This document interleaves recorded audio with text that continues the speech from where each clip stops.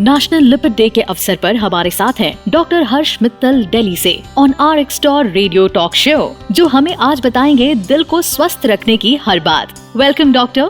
Thank you. Doctor, dyslipidemia क्या है? Dyslipidaemia का मतलब है कि खून में लिपिड्स के लेवल या तो बहुत ज्यादा हैं या बहुत कम है। इसमें लिपिड में triglyceride, good cholesterol, bad cholesterol, इनका मेजरमेंट करते हैं। ये बहुत सारी समस्याओं से रिलेटेड होते हैं। इसमें बैड कोलेस्ट्रॉल का वैल्यू अगर बढ़ जाता है या फिर गुड कोलेस्ट्रॉल का वैल्यू कम हो जाता है या ट्राइग्लिसराइड्स का वैल्यू बढ़ जाता है, तो इस कंडीशन को हम डिसलिपिडीमिया कहते हैं। डिसलिपिडीमिया के बहुत मेजर साइड इफेक्ट्स हो सकते हैं, तो dyslipidemia is a serious condition. Doctor, dyslipidemia से पीड़ित लोगों के लिए आहार और जीवन शैली में बदलाव पर विशेष ध्यान देने वाले हमारे लिसनर्स के लिए आप क्या मैसेज देना चाहेंगे? डाइट के अंदर सैचुरेटेड फैटी एसिड्स, ये चीजें कम से कम लेने चाहिए, जैसे कि full fat dairy products, red meat. Also जितना भी पैक्ड फूड है, बेकरी फूड है, मार्गरीन्स है, इन चीजों में ट्रांस फैट ज्यादा होता है। ये भी हमारी हार्ट के लिए बुरा प्रभाव डालते हैं। हमें जिन चीजों में ओमेगा 3 फैटी एसिड ज्यादा हो, जैसे कि वॉलनट्स, फ्लैक्स सीड्स, इन चीजों का इस्तेमाल ज्यादा करना चाहिए।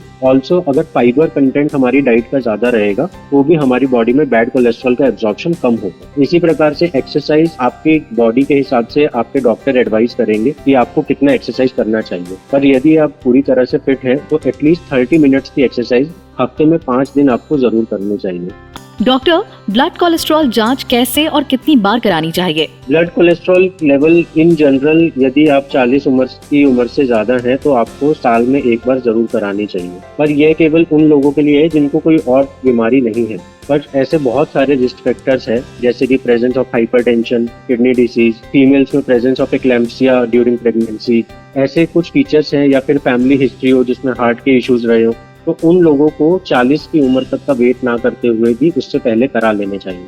यदि आपके पहले कोलेस्ट्रॉल लेवल्स अगर यदि बढ़े हुए आते हैं और आप उनको लाइफस्टाइल से या थेरेपी से अगर मैनेज करते हैं, तो अकॉर्डिंगली आपके डॉक्टर आपको सुझाव देंगे कि आपको ये टेस्ट कब रिपीट कराने हैं। बट इन जनरल 1 साल में एक बार तो कोलेस्ट्रॉल के लेवल्स मेजर होने चाहिए।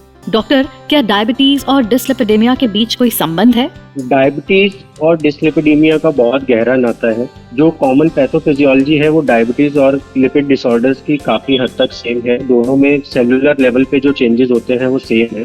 डायबिटीज के पेशेंट्स में अक्सर ऐसा पाया गया है कि उनको हार्ट के, न्यूरो के इश्यूज और लोगों के कंपैरिजन में जल्दी एज में हो जाते हैं। डायबिटीज की पॉपुलेशन में एलडीएल का कोलेस्ट्रॉल का लेवल ऑलरेडी हाई रहता है, उनका ट्राइग्लिसराइड हाई रहता है, और जो कि अच्छा कोलेस्ट्रॉल है एचडीएल लेवल वो ऑलरेडी कम रहते हैं। तो डायबिटीज की पॉपुलेशन के अंदर ये सारे इश्यूज होने के चांसेस बहुत ज्यादा हैं, और डायबिटीज इंडिपेंडेंटली इसको बहुत तेजी से बढ़ाने में सहायक है। डॉक्टर, कोलेस्ट्रॉल और ट्राइग्लिसराइड्स का हमारे शरीर पर क्या प्रभाव पड़ता है? जैसा कि मैंने आपको बताया कि कोलेस्ट्रॉल के लेवल बढ़ जाने से, या एलडीएल कोलेस्ट्रॉल जिसको कि हम बैड कोलेस्ट्रॉल के लेवल के नाम से भी जानते हैं, उनके लेवल बढ़ जाने से शरीर की धमनियों में, ब्लड वेसल्स में खून के क्लॉट होने के चांसेस बहुत ज्यादा बढ़ जाते हैं। इस बीमारी को एथेरोस्क्लेरोसिस के नाम से भी जाना जाता है। एथेरोस्क्लेरोसिस शरीर की किसी भी नस में हो सकता है, और इससे दिल का दौरा, दिमाग का दौरा, या यदि हाथों पैरों की धमनियों में यदि क्लॉटिंग हो जाए तो वहां की ब्लड सप्लाई में अवरुद्ध हो सकता है। तो इससे उन ऑर्गन्स में डैमेज होने के चांसेस काफी ज्यादा बढ़ जाते हैं। इसी तरह यदि ट्राइग्लिसराइड्स के लेवल यदि 500 मिलीग्राम से ज्यादा हो जाते हैं तो ये पैनक्रेटाइटिस तक भी कर सकता है। तो हाई कोलेस्ट्रॉल लेवल से शरीर में कार्डियक इश्यूज, न्यूरोलॉजिकल इश्यूज, ये सब हो सकते हैं। अगर गुड कोलेस्ट्रॉल का लेवल कम होता है तो भी इसी तरीके के सिम्टम्स हो सकते हैं। डॉक्टर, डिसलिपिडेमिया क्या है? डिसलिपिडीमिया का मतलब है कि खून में लिपिड्स के लेवल या तो बहुत ज्यादा हैं या बहुत कम है। इसमें लिपिड में triglyceride, good cholesterol, bad cholesterol, इनका मेजरमेंट करते हैं।